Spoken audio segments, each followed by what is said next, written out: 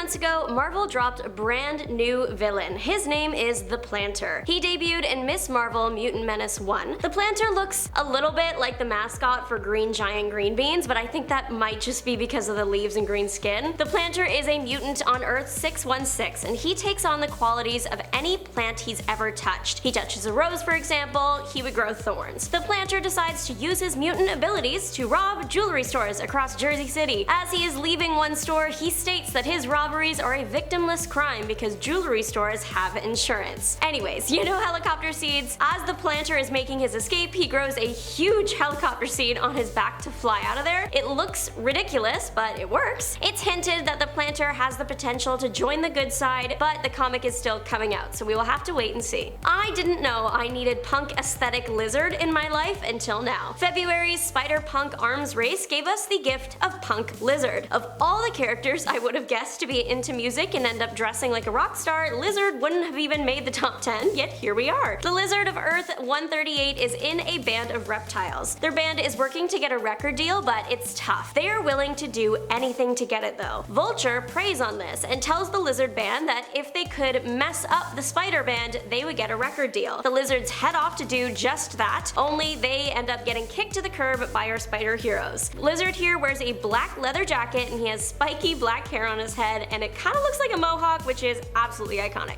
You ever look at a villain and go, yeah, you named yourself appropriately? Well, that was me, looking at Terror. The newer version of him is from Earth 2099 that debuted a few months ago in Timeless Volume 3 and then in Miguel O'Hara's Spider-Man 2099-4. The character of Terror has been around since 1988, but there's a new version in town and he looks awful. Also, his name might be Shrek, which I think is hilarious. Terror's thing is he was cursed to look like a demon with green skin and decaying limbs. Since his body is always decaying, he needs to replace his parts frequently, so he has the ability to merge other people's limbs into his own body like a self-made Frankenstein's monster. The version of him that debuted a few months ago is the scariest of the ones I've seen. He looks like he steals people's parts because he is falling apart. He actually has a whole operation for it in this world. He opened the Body Shop, and it's not a place for lotions or soap. It's a place where bad people get lured so Terror can keep their body pieces. Terror was ultimately driven away from his shop by Spider-Man to hide in the sewers. Maxwell Markham, aka Grizzly, originally debuted in 1974, but a new version of him dropped literally a few weeks ago, and he's kind of fabulous. The new version debuted in Spider-Man Unlimited Infinity Comic 37. The first half of the comic is Earth 616. It's normal Spider-Man fighting against the normal Grizzly, so we see what Grizzly normally looks like, a strong man in a grizzly bear suit. Most, if not all, depictions of Grizzly up until this point were a man in a bear suit or wearing a bear skin or fur in some way. The new Grizzly is a different kind of bear. He is still a strong guy, and I'm sure he still wears that grizzly bear suit every once in a while, but on Earth 71,490, he is not just a criminal, he is the criminal, New York's kingpin of crime. Not much is known about him considering he literally just dropped on like May 14th, but we can assume his story is similar to his 616 counterpart. He's shown in his human look with what I'm assuming are some adamantium or gold claws, which makes sense, but he also has presumably the same metal as a beard. I mean, he probably wears it because his like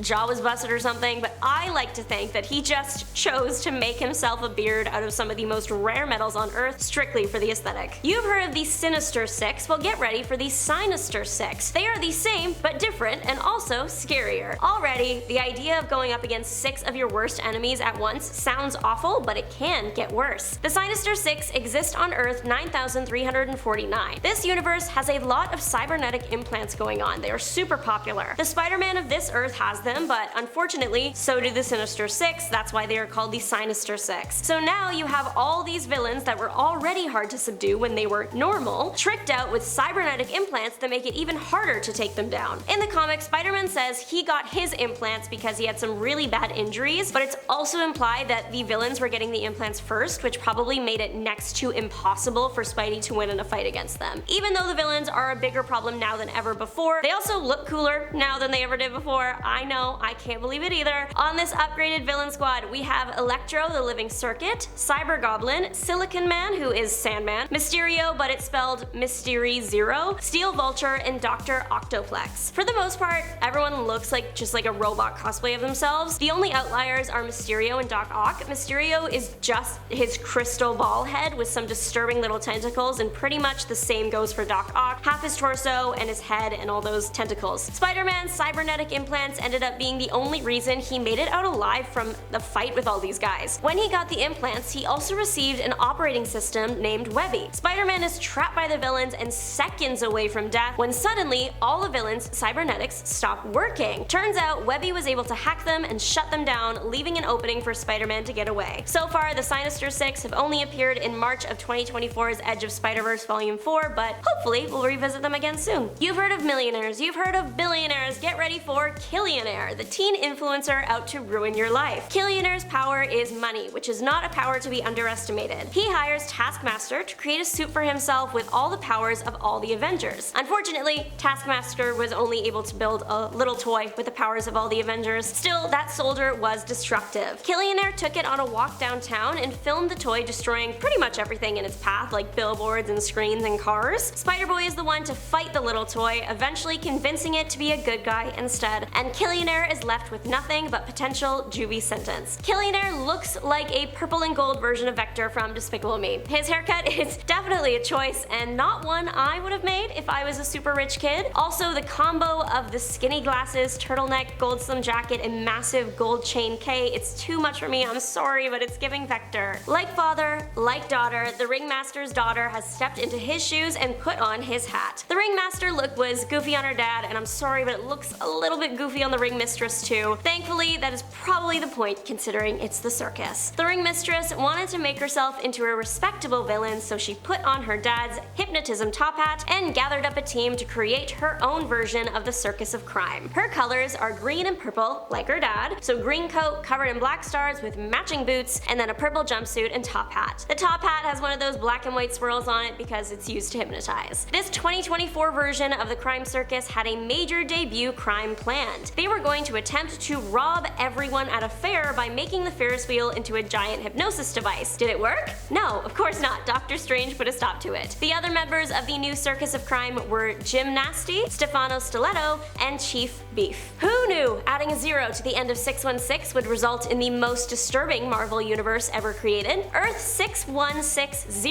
is the Earth currently being featured in Ultimate X-Men Volume 2. It's the universe that the Maker used time travel to create his perfect world and prevent anybody from becoming a superhero. In this world, we are introduced to this shadow that is like terrorizing this little girl. The shadow's design might be simple, but it is unbelievably unsettling. I think the shadow is also like a real human man too, and he just looks like a guy in that sense. It's the abstract entity side of Shadow that gives me the creeps. It's like this black, scratchy line blob thing with veins and red misshapen eyes. I don't like it. I don't like it. The comics are still coming out. The character debuted in March of this year, so we have to wait and see where the Shadow ends up. Is Venom a hero? Is Venom a villain? It really depends, but Clown Venom did ruin a kid's birthday party, so I think we know what category that puts him in. Cloud Venom debuted in August of last year in Edge of Venomverse Unlimited Infinity Comic 8. The clown was a regular birthday entertainer that happened to be bonded to a symbiote. The kids at the party were being really annoying, and that caused the clown to get so frustrated he accidentally let his sim loose. This caused pretty much every child to run for their mom. Carnage eventually showed up to make everything worse and take out Clown Venom. Clown Venom used a variety of silly tactics to confuse and I guess